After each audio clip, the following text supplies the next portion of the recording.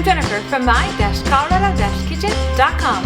Today we are going to be making some honey maple marshmallows. We're going to start by adding 1 cup of cold water into the bowl of a stand mixer.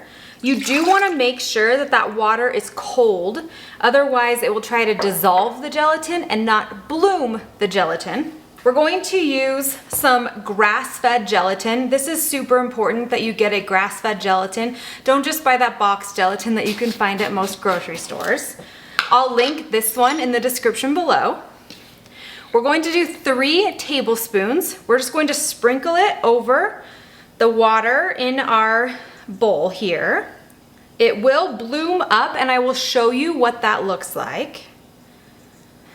If you guys want more from scratch recipes using real ingredients for everyday cooking, then make sure you hit that subscribe button. I post 2 new recipes each week. So that gelatin is already starting to bloom. We're just gonna set this aside. I usually just put it right on my mixer, and we're going to mix up the syrup that is gonna make those marshmallows taste so good. To mix up the syrup, we're going to put all of the ingredients into a saucepan. So first, we're going to start with a 1/2 cup of maple syrup. Just make sure you get pure maple syrup, not that fake pancake stuff. Homemade marshmallows are such a great treat. They are pretty light, fluffy, and so much better than store-bought marshmallows, especially if you just compare the ingredients. But the taste, oh, so good.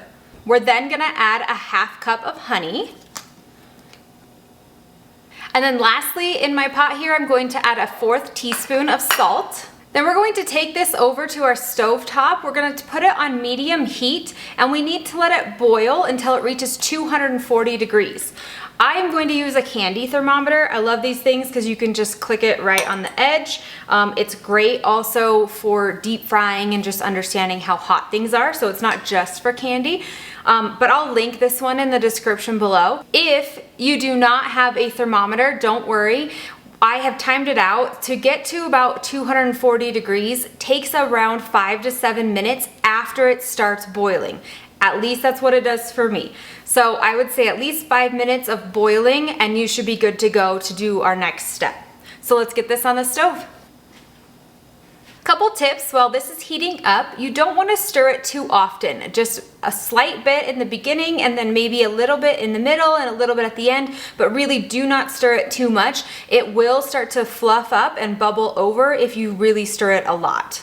For the full printable recipe details, I'll link those in the description below, or you can find them on my website at my-colorado-kitchen.com.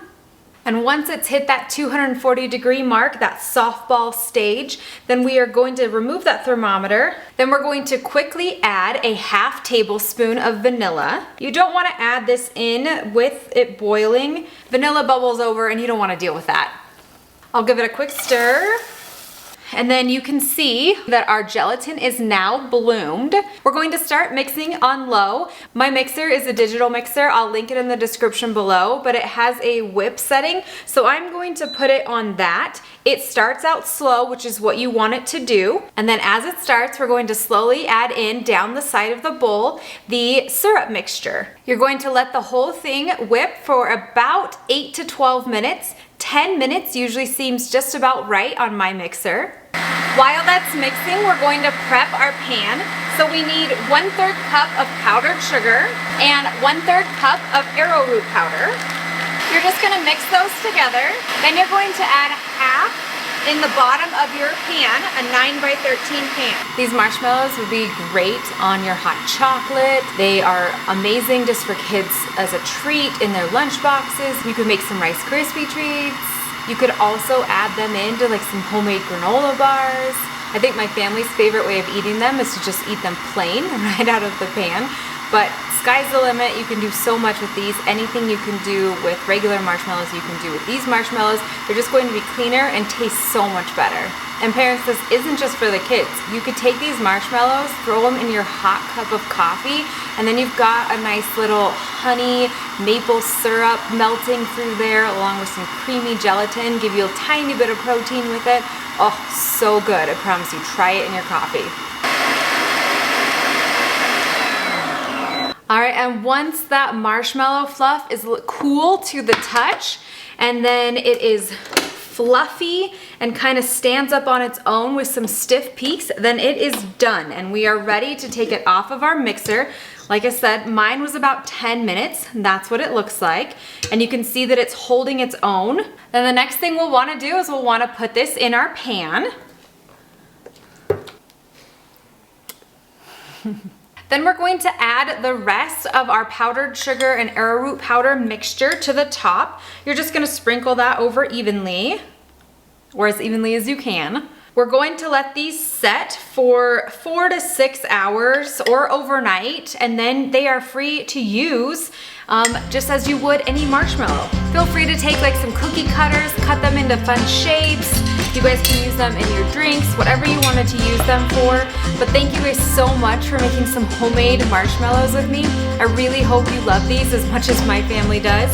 If you like this recipe, make sure you hit that subscribe button, you hit that thumbs up, and then hit that bell so you never miss a recipe. For the full printable recipe details, those are on my website at my-colorado-kitchen.com, or I'll link them in the description below.